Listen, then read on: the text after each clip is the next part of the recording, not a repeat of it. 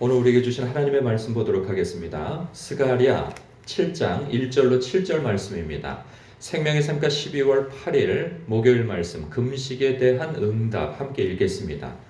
다리오 왕 제4년 아홉째 달 곧 기슬레월 4일에 여호와의 말씀이 스가랴에게 임하니라. 그때 베델 사람이 사레셀과 레겜 멜렉과 그의 부하들을 보내어 여호와께 은혜를 구하고 만군의 여호와의 전에 있는 제사장들과 선지자들에게 물어 이르되 내가 여러 해 동안 행한 대로 5월 중에 울며 근신하리이까 하매 만군의 여호와의 말씀이 내게 임하여 이르시되 온 땅의 백성과 제사장들에게 이르라.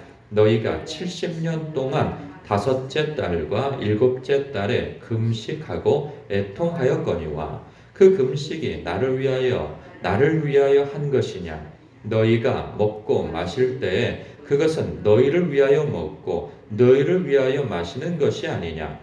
예루살렘 사면 성읍에 백성이 평온히 거주하며 남방과 평원에 사람이 거주할 때에 여호와가 옛 선지자들을 통하여 외친 말씀이 있지 않으냐 하시니라. 아멘. 1절에 보니까 다리오 왕 제4년 아홉째 달이라 그리 표현하고 있어요. 1장에 보면은 여호와의 말씀이 스가랴에게 임했다 할 때 그때가 어느 때였냐면 다리오 왕 제2년이었습니다. 11월이라 언급하고 있죠. 그러면 그때 예언의 말씀을 받고 하나님의 말씀이 임한 내용들이 무엇이냐면 성전을 재건하라 하신 말씀이었죠. 그 말씀에 순종하여서 격려받고 사람들은 이제 일체 단합하여서 성전을 재건하고 있는 중입니다. 그 이후로 한 2년 정도 지났으니 뭐 한 절반 이상은 지어져 가고 있는 때이겠죠.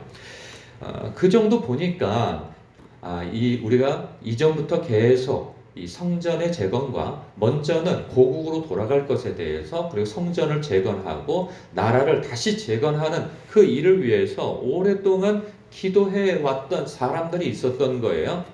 근데 이 일이 어느 정도 이루어진다 생각하니 계속 기도를 해야 하나? 우리가 계속 금식 기도를 해야 하는가? 이제 그만해도 되는가? 이제 이 부분에 대해서 묻고 싶었던가 봐요.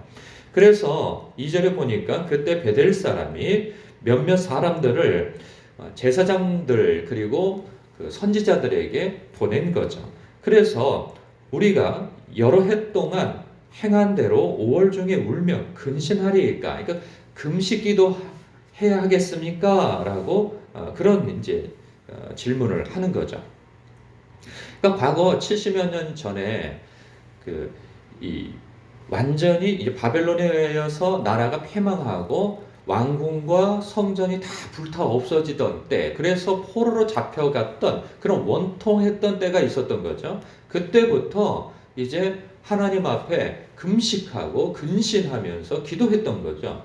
하나님, 우리가 복으로 돌아가게 하옵소서. 하나님, 우리를 긍휼히 여겨 주옵소서 하고 그때가 되어지면 매년 하나님 앞에 금식하며 근신하며 기도했던 그러한 전력이 있었던가 봐요. 그러니 우리가 그 일을 계속 해야 하리까? 라고 여쭙는 거죠. 그럴 수 있는 거죠. 그리고 그 일들이 얼마나 기특합니까? 그런데요, 전혀 이렇게 예상 외의 반응이 하나님으로부터 옵니다. 그게 뭐냐면 5절에 하나님께서 이리 말씀하세요. 온 땅의 백성과 제사장들에게 이르라. 너희가 70년 동안 다섯째 달과 일곱째 달에 금식하고 애통하였거니와 그 금식이 나를 위하여 한 것이냐? 이게 한 번만 말씀해도 되는데 나를 위하여 한 것이냐? 너희들을 위하여서 한 것 아니냐? 이렇게 말씀하세요. 그러면서 6절 너희가 먹고 마실 때 그것은 너희를 위하여 먹고 너희를 위하여 마신 것이 아니냐. 먹어도 너희를 위하여서 먹고 마셔도 너희를 위해서 마시고 안 먹어도 너희를 위해서 안 먹고 했다는 거죠. 그러니까 외적으로는 굉장히 종교적 행위 그리고 굉장히 어찌 보면은 존경하고 그리고 굉장히 기특할 만한 태도예요. 그 겉모습으로 볼 때에는. 그런데 하나님께서는 그 패부를 아시고 그 중심을 아시는 하나님이시지 않겠어요? 그 하나님께서 하시는 말씀이 그것은 너희들의 연민을 위한 것이고 너희들의 필요를 위한 것이고, 근데 이것이 꼭 나쁜 것은 아니에요. 나쁜 것은 아니라 말이죠. 오늘 말씀을 보면 7절에 왜 하나님께서 그들에 대해서 어떤 부분에 대해서 책망하고 계시는가 보면 7절에 이래요. 예루살렘과 사면 성읍에 백성이 평온히 거주하며 남방과 평원에 사람이 거주할 때에, 그러니까 이때가 언제냐? 포로로 잡혀가기 이전, 나라가 망하기 이전인 거예요. 그 이전에 수백 년 동안 하나님께서 선지자를 통해서 외친 말씀이 무엇이었느냐라는 거죠. 그 말씀은 구체적으로 내일 본문에 나와요. 그래서 뭘 하지 마라, 무엇을 하지 마라, 너희는 돌이켜라, 뭐 이런 말씀들이 많이 있었단 말이죠. 그러니까 그때에도 나라가 망하기 직전 때에도 이스라엘 백성들은 제사를 안 드렸던 게 아니에요. 하나님 앞에 제사를 드렸어요. 그런데 제사를 드리면서 뭘 했느냐? 우상도 섬겼다는 거죠. 우상을 섬기지 않았다 하더라도 그들이 행한 패턴은 무엇이었느냐? 여호와 하나님을 우상 섬기듯이 섬겼다는 거예요. 그러니까 하나님의 뜻대로 섬긴 것이 아니고 그 당시 우상을 섬겼던 방법으로 제사를 드렸고 예배를 드렸고 하나님을 섬겼다 하는 거죠. 거기에서 돌아오라 말씀하셨던 거죠. 근데 여호와 하나님을 우상 섬기듯이 섬기니 우상은 인격이 없죠. 제물을 드리고 치성을 드리면 이것에 감복하여서 어떤 응답을 주는, 나의 필요를 채워주는 대상이 우상이란 말이죠. 근데 여호와 하나님을 그런 방식으로 섬긴 것에 대해서 하나님은 못 견뎌 하셨던 거죠. 그래서 말씀이 무엇이냐 보세요. 7절 마지막에 보면 그때 선지자를 통하여 외친 말씀이 있지 아니하냐.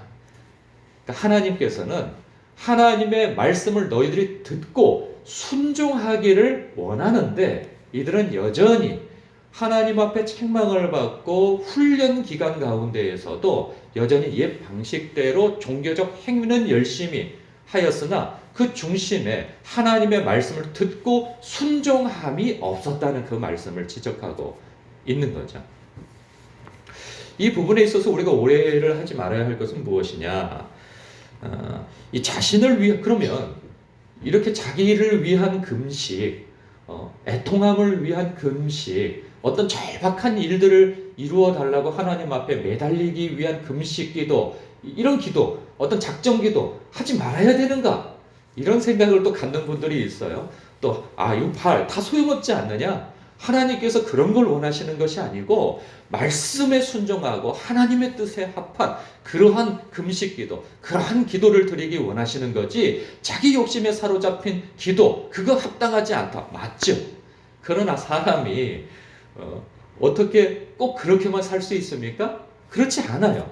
시작은 그렇게 처음부터 거룩하게 시작되어지지는 않아요. 성경 속에서도 보면요, 다윗은 자신의 그 밧세바 사건이 발각되어지고 난 이후에 하나님께서 그의 그 첫 번째 아기 있죠? 그 밧세바를 통해서 낳은 아기가 있단 말이에요. 그 아기를 하나님께서 죽이시겠다고 하셨어요.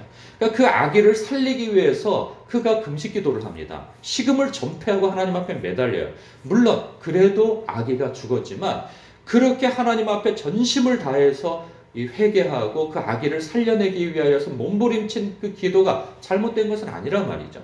뿐만 아니라 우리가 잘 알고 있는 에스더가 있어요. 에스더 여왕이 처음에는 자신의 민족들이 다 죽게 되었음에도 불구하고 모르드게가 왕에게 가서 윤호를 구하라, 긍휼을 구해라 이렇게 하고 요청합니다. 그랬더니 나는 안 된다, 죽을까 싶어서 두려워합니다. 왜냐하면 호를 내밀지 않는 상태에서 여왕이 먼저 나갔다가는 그 법에 맞지 않아서 죽을 수도 있어요.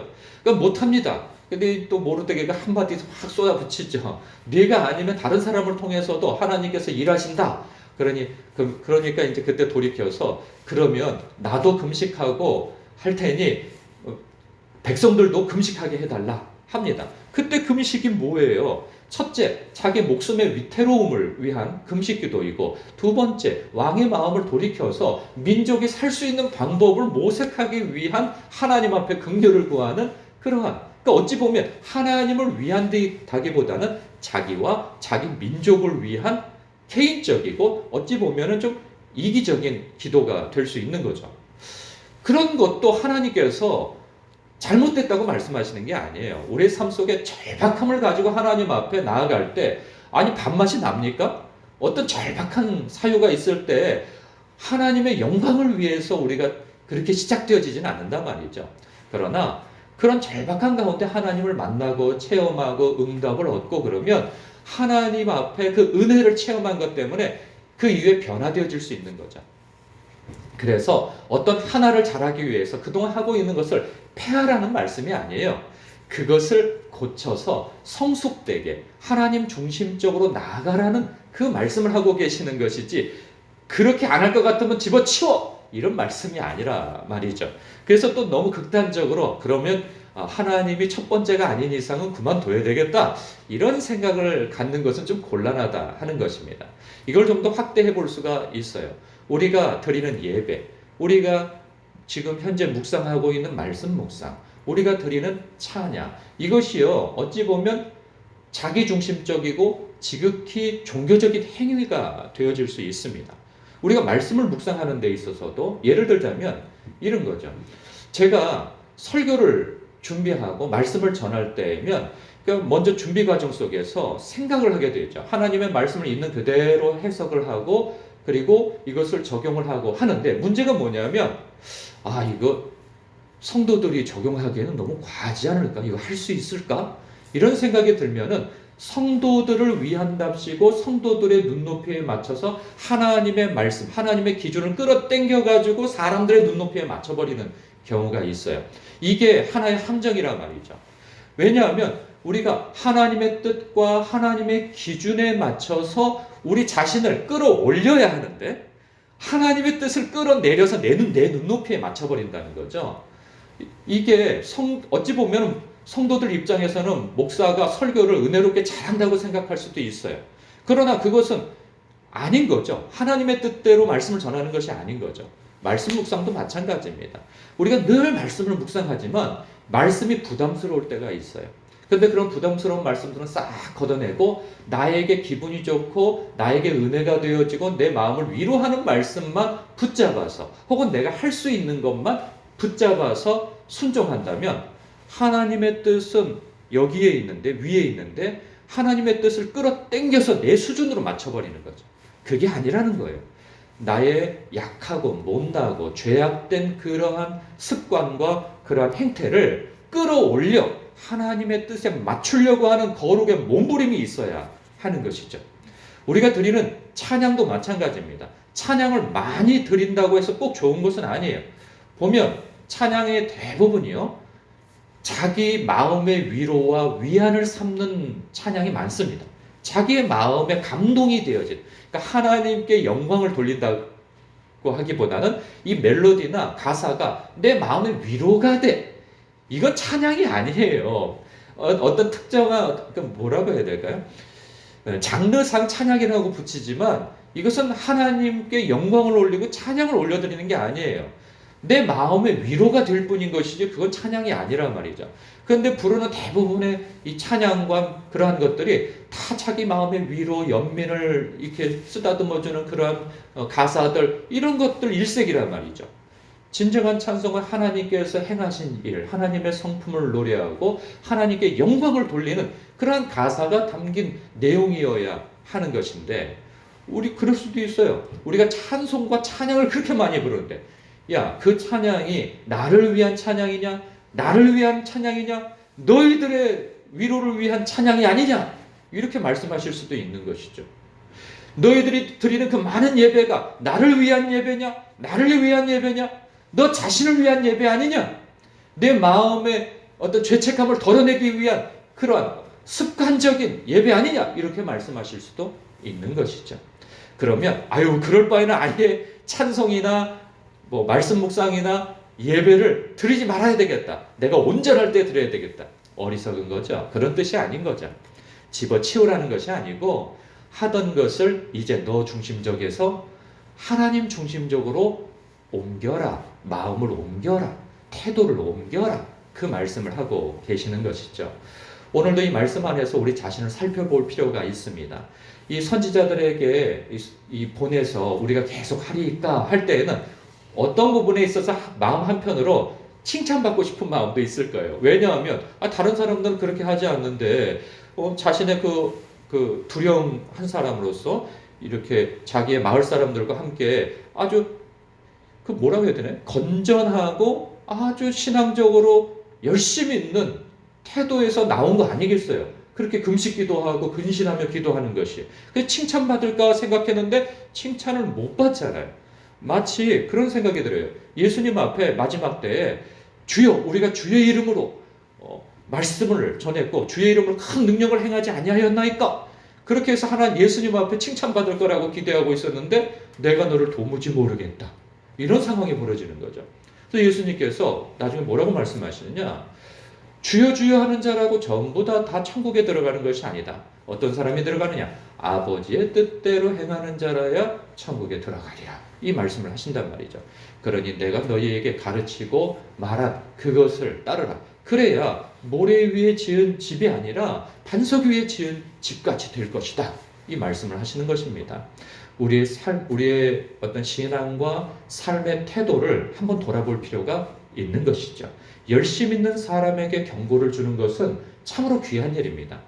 우리가 하고 있는 것에 대해서 경고를 받는 것은 우리가 생명의 길로 인도함을 받고 있다는 증거인 거예요. 감사하게 또 이 말씀을 받으면서 나 자신을 돌아보아 이 성찰하여 주님, 내가 주님 앞에 바로잡아야 할 중심과 태도가 무엇입니까? 여쭙고 바로잡는 귀한 오늘이 되어지시길, 말씀 묵상이 되어지시길 주님의 이름으로 축복합니다. 기도하겠습니다.